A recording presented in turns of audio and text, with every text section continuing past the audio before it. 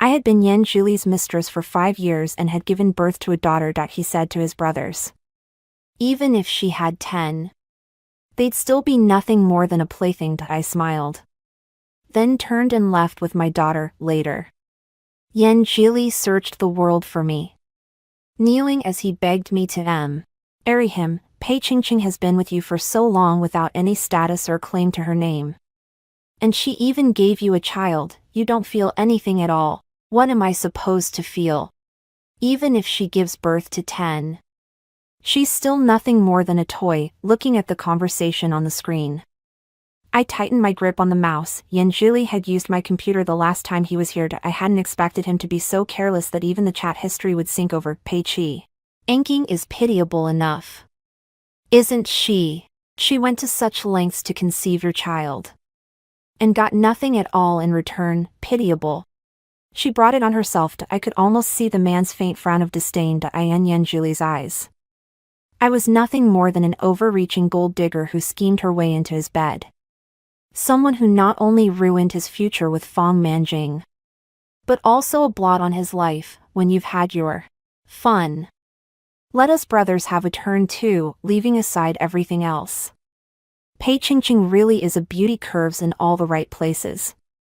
Fair-skinned and gorgeous. After a long while, Yan Jili finally replied, whatever. I shut down the computer and touched my chest. If it had been in the past, and I had heard Yan Jili say such things about me, I would have been heartbroken beyond endurance, bursting into tears and going to ask him, hoping he would comfort me. At times like that, he would merely look at me coldly, sneering as he made me see my own place, and I would once again humbly take his hand, gazing at him with pitiful eyes, longing for his mercy. But now, my heart remained utterly unmoved. It was only a man. I, Pei Qingqing, no longer wanted him. When Qingqing got out of school, I was making her favorite honey cake. She stood on tiptoe to watch my hands at work and said, Mom, today Chi-Chi asked me why Daddy never comes to pick me up. I paused, then lowered my head to look at her. What did you say? Her big eyes fluttered. I said my dad was away on a business trip. Qingqing bore a 7 or 8 part resemblance to Yan Jili, and had inherited his high intelligence as well, even at such a young age. She already showed remarkable wisdom, and even so, Yan Jili still paid this child little attention. I crouched down and asked softly, Qingqing, if Mommy took you away, would you be willing to go? She widened her eyes. Where are we going? It hasn't been decided yet. Do you want to leave? She nodded emphatically. Daddy doesn't like us. Let's go find people who like us to play with. My heart ached. Qingqing wasn't like this before. She used to like Yan Jili very much. Whenever Yan Jili came over, she would excitedly show him the drawings she had made, and even share her favorite toys with him. But perhaps because he disliked me, Yan Jili disliked Qingqing as well. He always frowned and drove her away, telling her not to disturb his work. Once, Qingqing was cutting fruit for him and accidentally cut her hand, yet she still carried it over to him with a smiling face. Yan Jili looked at her little hand, bleeding, but only snapped irritably, Can a kid play with a knife?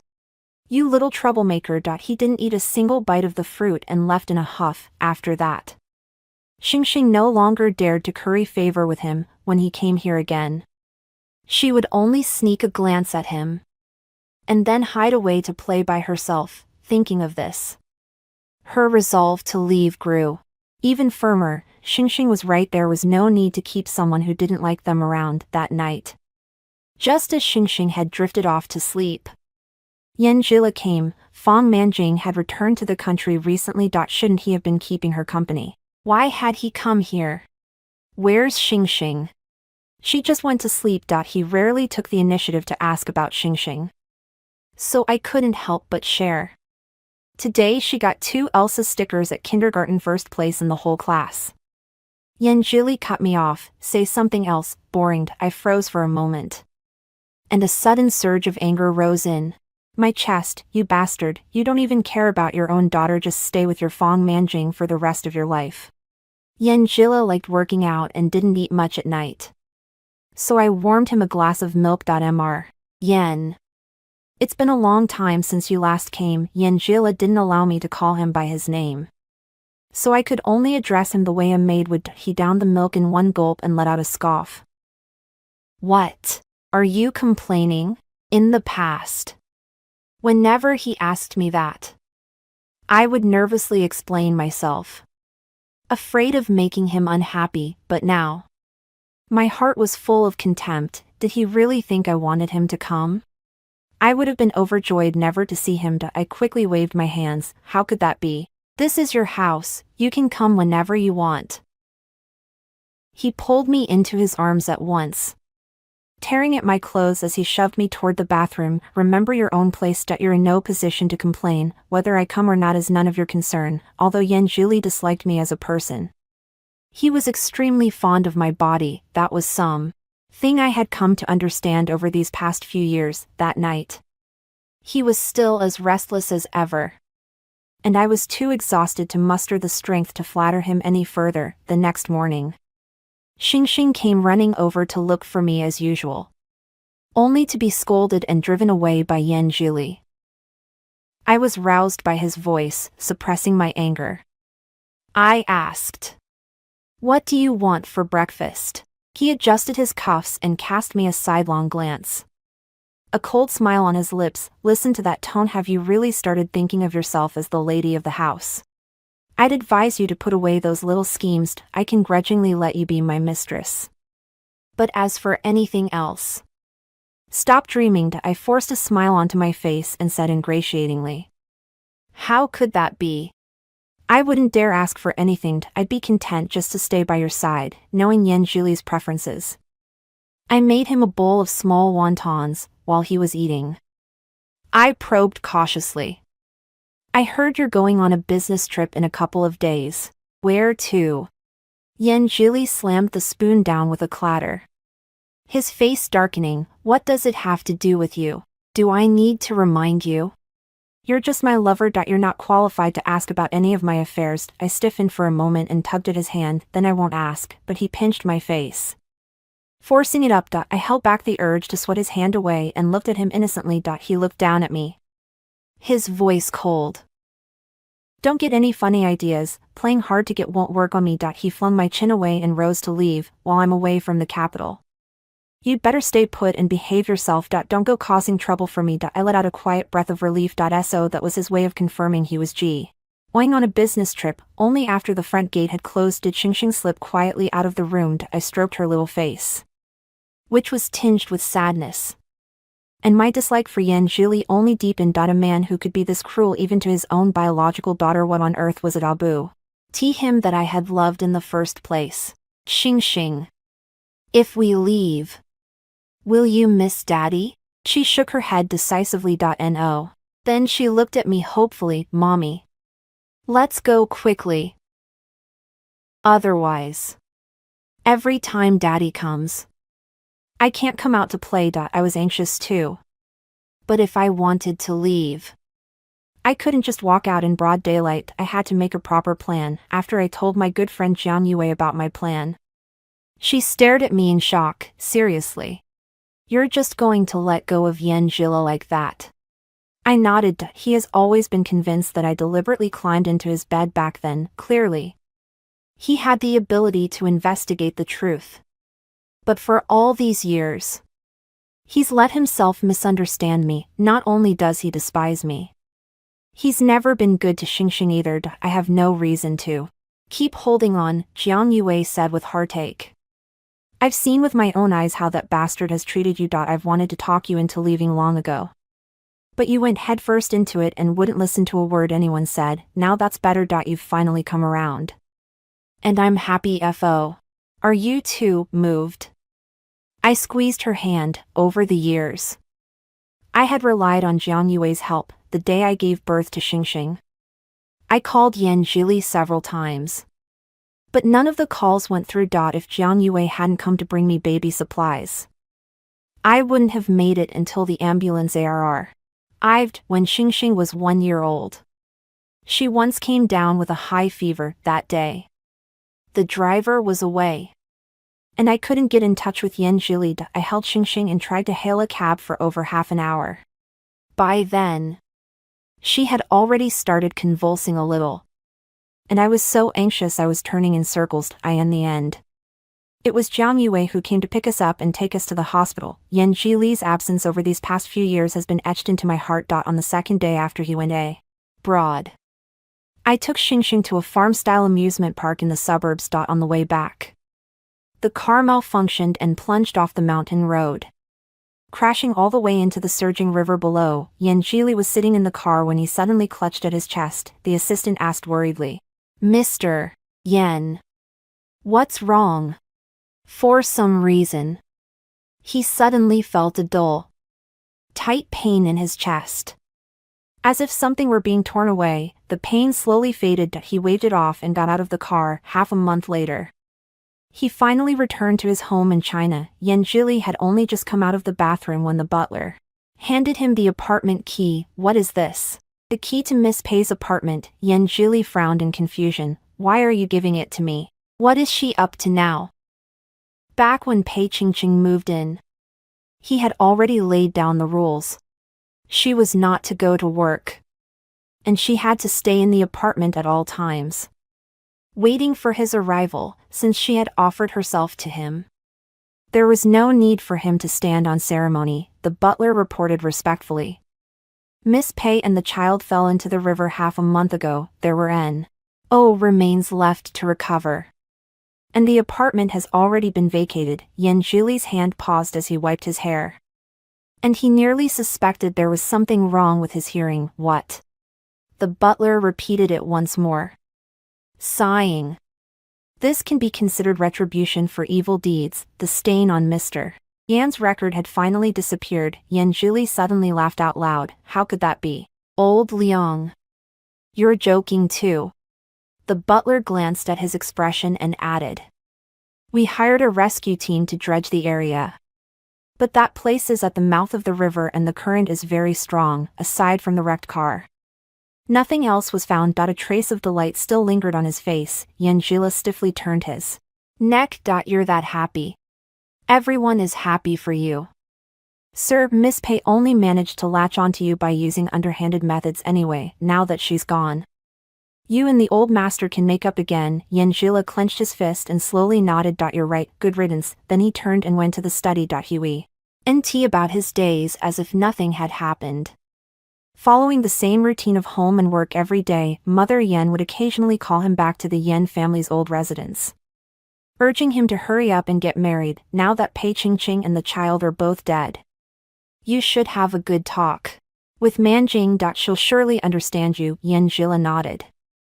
And that very night he arranged to meet Fong Manjing for dinner. It had been half a year since Xingxing and I arrived in Huqing. The climate here was much more livable, and prices were very friendly as well. At last, I could go to work and earn money on my own. As soon as I got to the company, a colleague came over with gossip.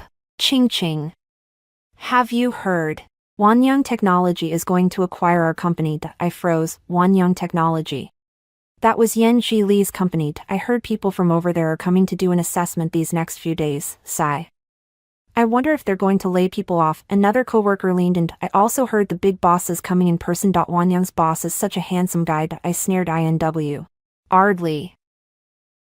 He was indeed handsome, but that was the only good thing about him. On the way home, I ran into Reniheng, the son of the aunt next door. Reniheng worked at a private hospital. He was a very refined man. "Qingqing, your physical exam report is out. If you don't mind, I can bring it back for you next time when it's convenient." I murmured my thanks. He glanced at me several times, as though he had something to say but held back. I couldn't help feeling a little awkward. His attitude was far too obvious, especially toward Xingxing. Treated her almost like his own child. Last week, he had even taken Xingxing to the amusement park. I'd have to find a chance to make things clear to him. Xingxing was over at Aunt Ren's place next door, playing. The moment she came through the door, she didn't run to me first.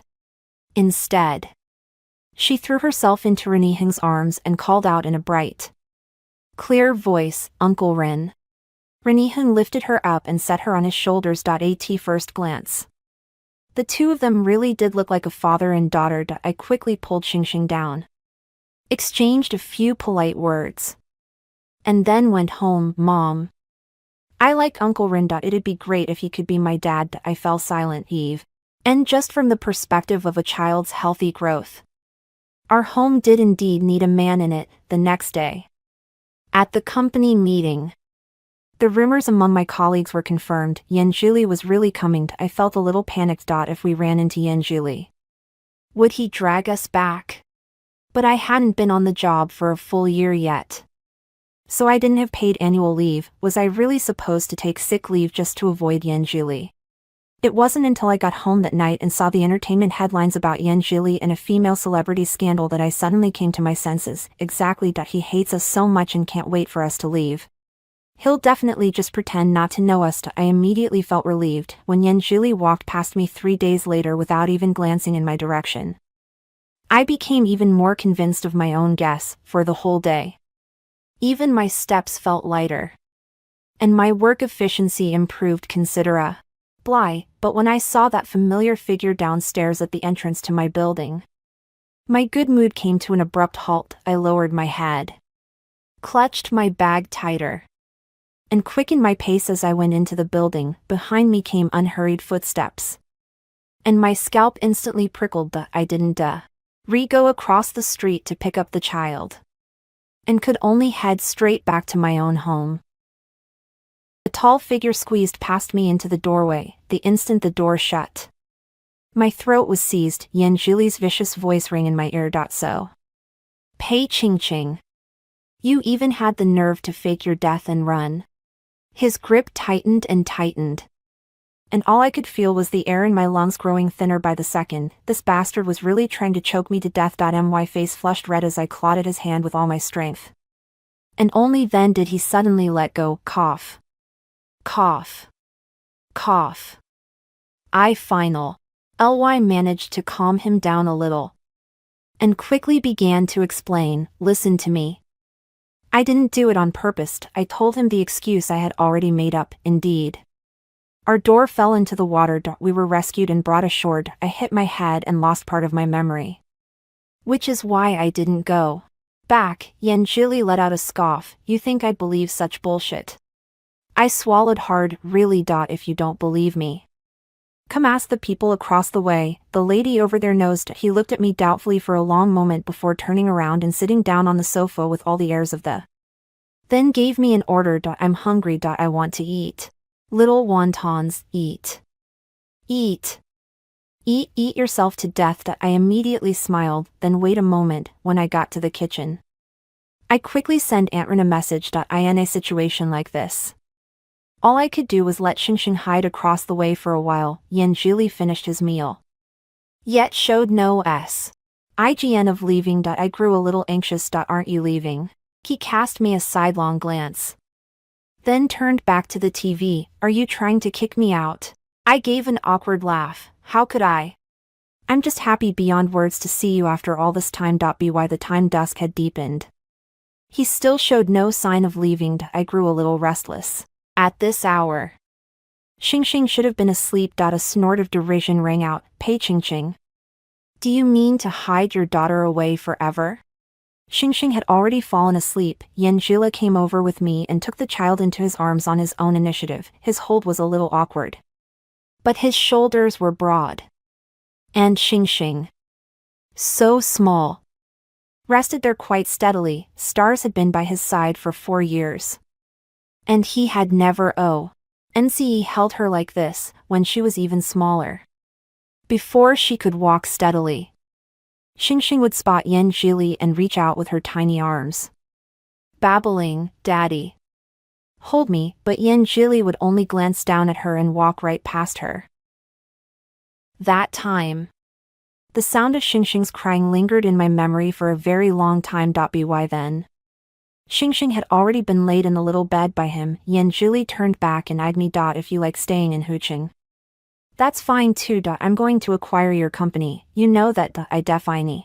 Telly won't be coming to Hooching only a few times in the future. So I'll arrange a new place for you. What did he mean by that? I asked hesitantly. You mean you want me to be your lover in Hooching? Yan Jili frowned. What? You're unwilling. He suddenly let out a scoff. Pei Ching. Have you forgotten how you climbed into my bed back then? How did he get up there? My thoughts instantly drifted back 7 years. The first time I met Yan Jili was not on that night he had assumed. But before I graduated from college, Yan Jili was invited to my school to give a speech. As the student representative, I asked him a question, and his answer was concise and to the point. I nearly fell for him at first sight. Later, while I was interning at a hotel, a guest asked for hangover medicine. Only when I delivered it upstairs did I realize it was him. That was the first time I truly felt the difference in strength between a man and a woman. As I struggled, I kept shouting at him, Mr. Yen. Mr. Yen. I'm a server. I brought the hangover medicine, but he pressed down on my hands, silencing every word I tried to say. At the height of his tenderness, he murmured, Ching Ching. I thought he remembered me too. Only later did I realize his girlfriend's name was Jing Jing. When the memories reached this point, I suddenly no longer wanted to flatter him. I simply lifted my head, calm and still. I remember that night. Yan Jili still stayed here, changed to a new bed tomorrow. This one isn't comfortable to sleep in. I gave a quiet response. Fortuna. Telly. Since there was only one bedroom here and Xingxing was sleeping right beside us, he didn't make any unnecessary moves. I end the morning. A small hand touched my face. I opened my eyes, and Xingxing covered his mouth as he asked in a hushed voice, Mom, why is Dad here? I sighed and took the child out of the bedroom. Xingxing, if Mommy takes you to another place again, would you be unhappy? Xingxing lowered her head and thought for a moment. Then I won't be able to see Ran anymore. But Mommy, if you don't like it here, let's leave. I was so moved that I hugged her little body. My daughter really was my little padded jacket. After sending Xingxing to kindergarten, I came back to pack up my things. Yan Jili was already awake and getting dressed. Bring me lunch at noon. I want crab roe tofu. I froze for a moment. I have to go to work. I don't have time to make it. He frowned unhappily. Then quit your job. It's N. Oh, too, like I can't afford to keep you. I forced down my anger and gave a faint smile. All right, I'll bring it to you. At noon, I ordered takeout for him. Just as it was delivered, I received a message from an unknown number. Pei Ching. You've really made it, making me eat this gutter oil swill. I pretended not to see it and focused on my work. After getting off work, I had barely entered the residential complex when I ran into Renihing. He handed me the physical examination report. Why do you look so unwell? I tugged at the corners of my mouth. I didn't even need to guess how ugly my smile must have looked. Pei Ching. A cold, chilling voice rang out ahead, and Yan Jili looked this way with a darkened face. You came to Hooching for him. I froze. What was Yan Jili talking about? He yanked me over at once. So now you like this refined and decadent type? I frowned, not wanting to drag Renihing into this, and simply pressed down on his hand. Let's go upstairs first. Yan Jili cast Renihing a contemptuous glance and pulled me upstairs. You really know how to attract attention. I tilted my head up to look at him. How could that be? I only like you. He let out a cold snort and dropped the subject. I cursed him inwardly for a good while. I really had to hurry up and leave, perhaps because the bed was uncomfortable. Yan Jili didn't stay the night. I quickly called Jiang Yue for help. Why should that be? The moment he shows up, you have to leave again. Besides, Xingxing can't keep being tossed around like this. Hearing this, I let out a sigh. If the Yen family's power weren't so overwhelming, I wouldn't have had to think about hiding in the first place. Still, Yu Wei's words reminded me of something. I might be able to dodge this time. But what about next time?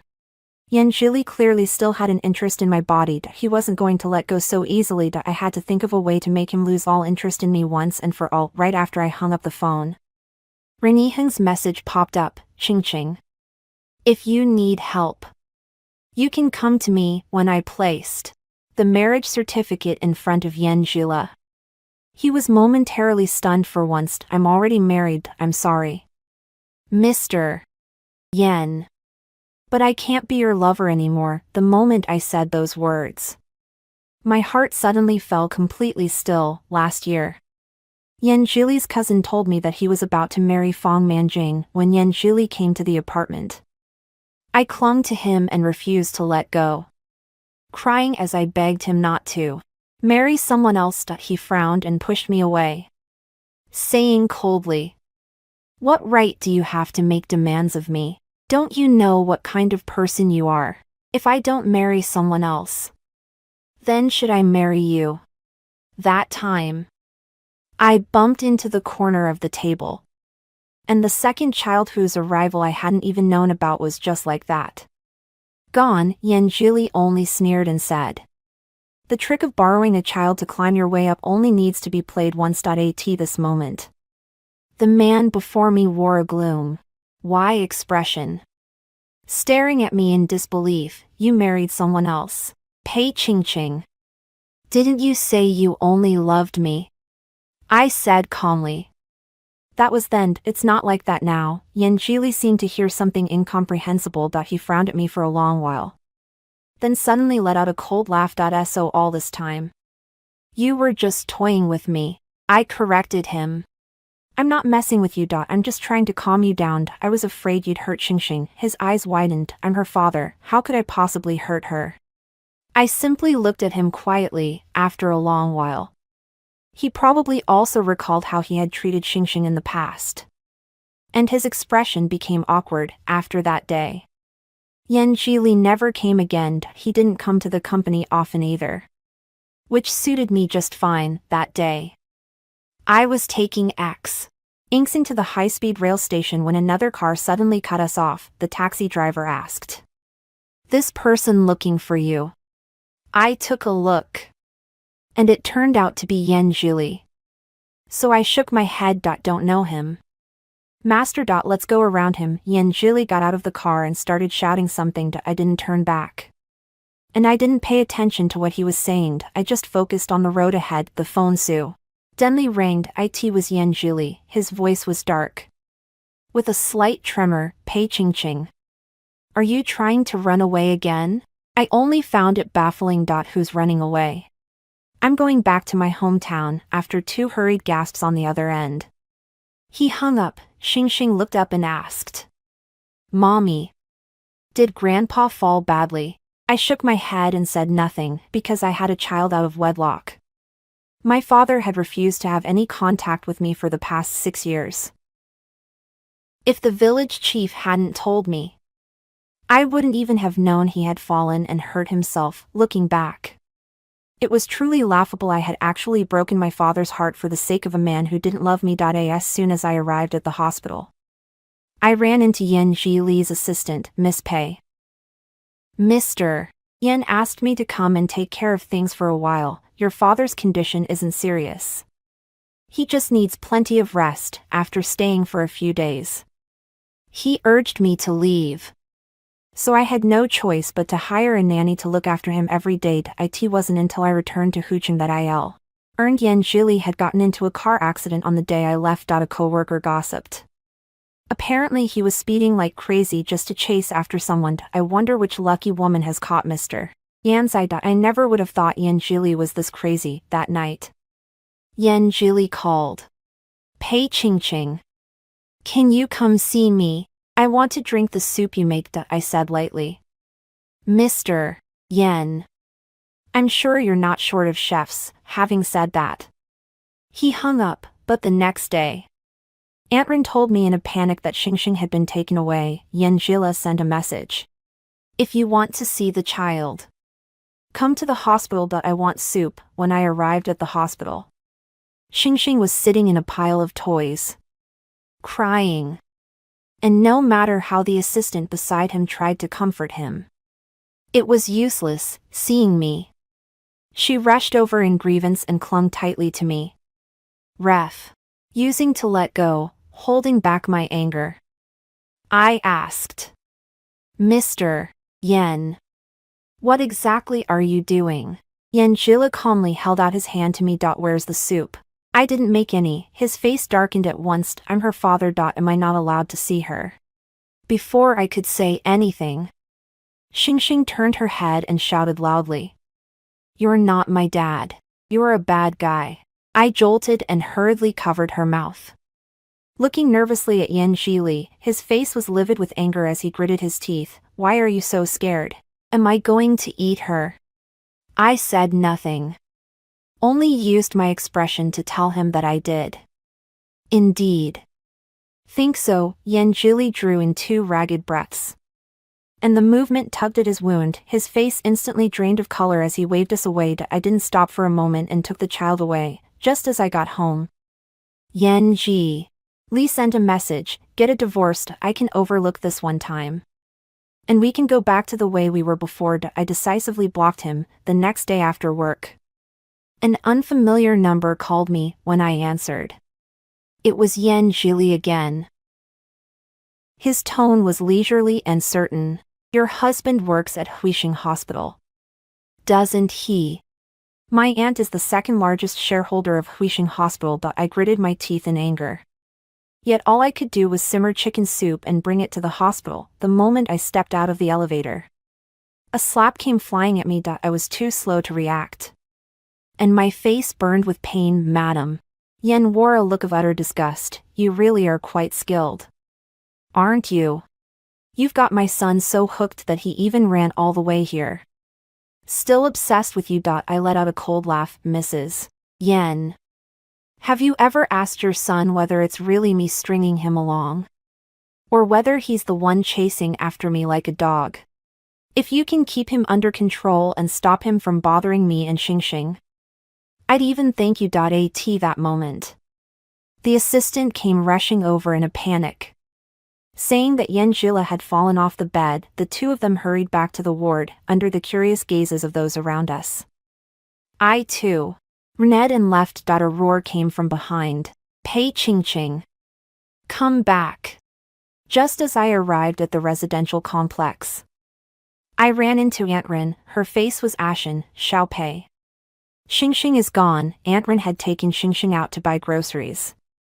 But in the brief moment it took to pay, Xingxing went missing. My first reaction was that it was either Yan Zhila or Yan's mother, and I immediately went back to the hospital, but Xingxing wasn't here. Yan Zhila coaxed her gently, saying, Qingqing, don't be anxious. I've already sent people out to look. There should be news soon. I couldn't take in a single word. Grabbing my backpack, I ran out and searched for Xingxing in every place she might have gone. By the time night fell, I still hadn't found a thing. Just then, Yan Zhili's assistant called me. They had found some leads. It was the assistant to the general manager of Wanyang's competitor who had taken Xingxing. When I returned to the hospital again, I owed in and slapped Yan Zhili across the face. I glared at him furiously, no longer suppressing my anger. If anything happens to Xingxing, I won't let you off.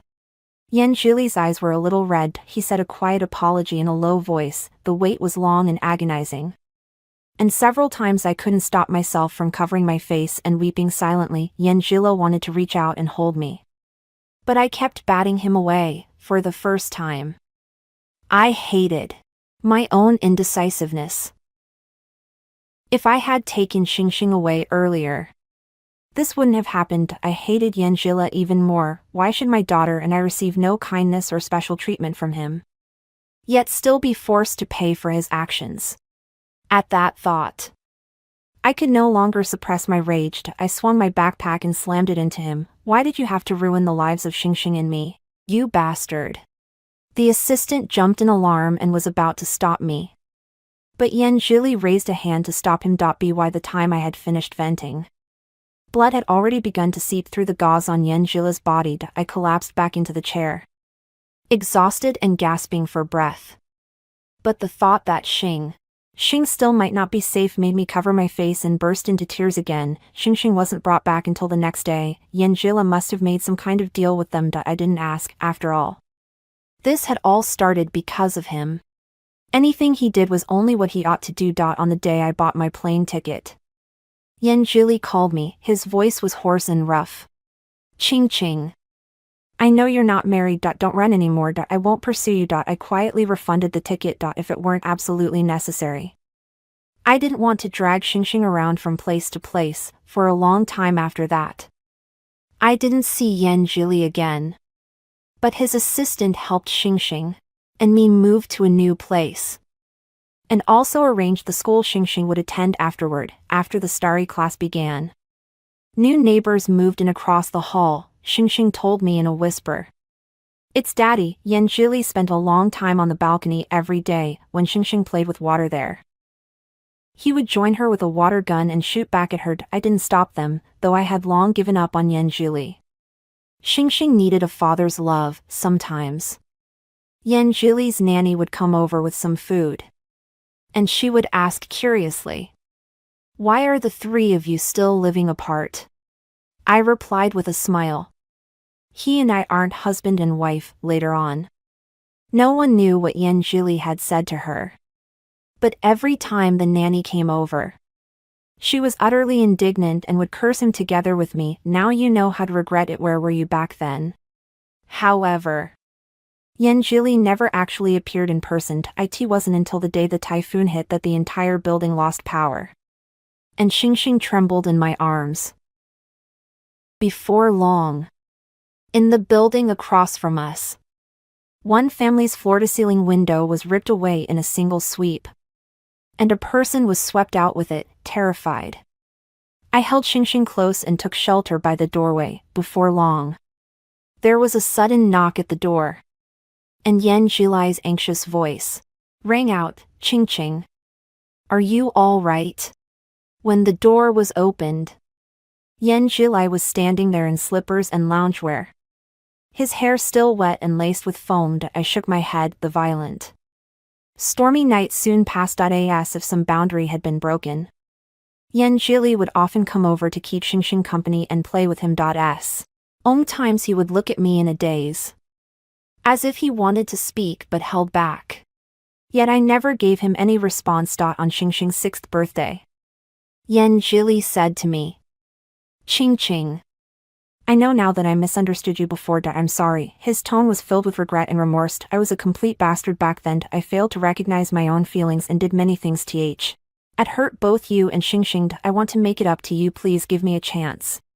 His gaze was earnest, carrying an unmistakable expectation. Ching. I love you. Could you? I cut him off and said coldly, Mr. Yan. The reason I haven't stopped you from seeing Xing is because you are her biological father, but that doesn't mean I can accept you too. I'm not the kind of person who turns back. He seemed struck by lightning. A glimmer of moisture shimmered in his eyes. After a long while, he lowered his head and walked away in a daze, utterly dejected. On the contrary, Yan's mother had completely shed her former haughty and domineering manner. She called me several times to invite me to dinner. But I turned her down, and every time, unless necessary.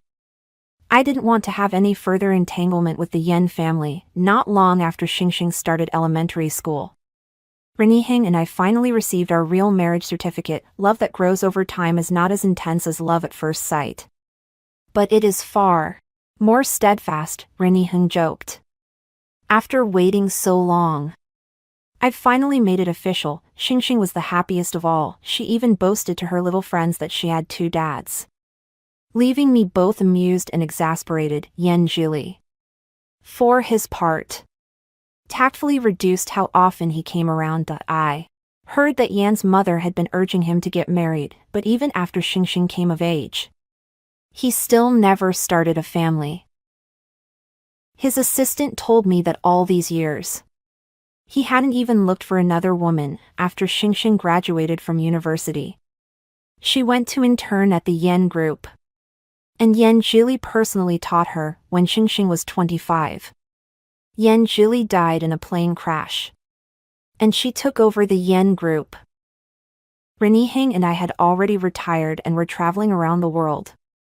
Occasionally receiving calls from Xingxing, she would talk to us with great fighting spirit about her plans for the group's future, though I couldn't quite understand everything she said. I knew she was happy. And that was enough. Yan Jili's side story. After the butler left, I nearly went limp at once. That woman, Pei Qingqing, had actually just died like that. And Xingxing, that little girl, we hadn't interacted much. And yet I could remember her small face so clearly down to the fine fuzz on her ears. Every last bit of it vivid in my mind. It felt as though something were stirring my heart over and over again. And the pain brought tears to my My mother wanted me to marry Fong Manjing. But when I saw Fong Manjing again, my heart was utterly unmoved. Fong Manjing noticed the change in me and asked with a bitter smile, "You've fallen in love with Pei Qingqing, haven't you?" I said nothing, actually. I noticed it a couple of years ago. You were always staring at your phone when she called you. You were clearly delighted. Yet you still pretended to be impatient, but I didn't want to remind you. Yan Jila, this is the retribution for betraying me, she sneered. UW. Air wavering between two women. Unable to see your own heart clearly, you deserve to lose the one you love. She was right, I deserved it. So. In that dazed, muddled state, several months passed. Then all at once, I saw Pei Qingqing in Hucheng. I had traced those features with my hands in the dark many times. There was no way I could mistake that face. She was just as eager to please me as ever. But I couldn't see the slightest trace of a smile in her eyes. I grew anxious. Yet I comforted myself. I must have seen it wrong. Pei Qingqing loved me so much. How could she change so suddenly? But when she placed the marriage certificate in front of me, I could hardly believe my own eyes. How could she marry someone else? Yet she told me that she had stopped loving me long ago. Only then did I suddenly realize how many hurtful things I had done to her and Xingxing in the past. To the point that I had completely driven her to despair about me, knowing she had taken Xingxing to the station. I nearly went mad. I thought she was going to run away again when she answered the phone and said she had gone back to her hometown. I actually broke into tears of joy. As though I had survived a disaster. I thought this car accident would be a turning point. A chance for the two of us to make peace, but in the end, it was the bitter fruit of my own making. My ruthlessness and unscrupulousness made Xingxing bear the consequences. Pei Qingqing struck me over and over. My wounds split open. Yet the pain in my heart was far worse. A faint premonition stirred within me.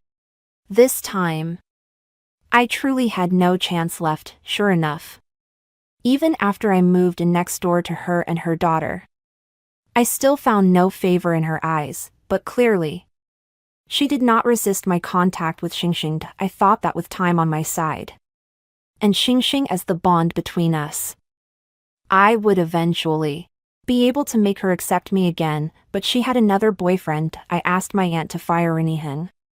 But my aunt sighed and tried to persuade me. That will only make Pei Qingqing hate you even more. Besides, if Reniheng loses his job, wouldn't that mean the mother and daughter will have to suffer along with him? I said dismissively. I give her a large sum of money every month. How could that not be enough for the two of them to live on? But I still gave up. I didn't want Pei Qingqing to hate me. I asked my aunt to promote Reniheng as much as possible, and then found the dean's daughter to seduce him. But even I had to admit this man was indeed perfect. He was utterly devoted to Pei Qingqing, and took meticulous care of she. Nexing as well. Even better than his biological father, had done. I truly had no reason to keep insisting anymore, but I didn't look for other women either. As if a piece of my emotions had suddenly gone missing, I discovered that Xingxing had a keen sensitivity for business. So I began to nurture her subtly over time. Once she graduated from college, I would simply keep her by my side. At the very instant the plane plunged at breakneck speed, Pei Qingqing from my youth suddenly appeared in my mind standing below the stage. Asking me a question. Mr. Yen.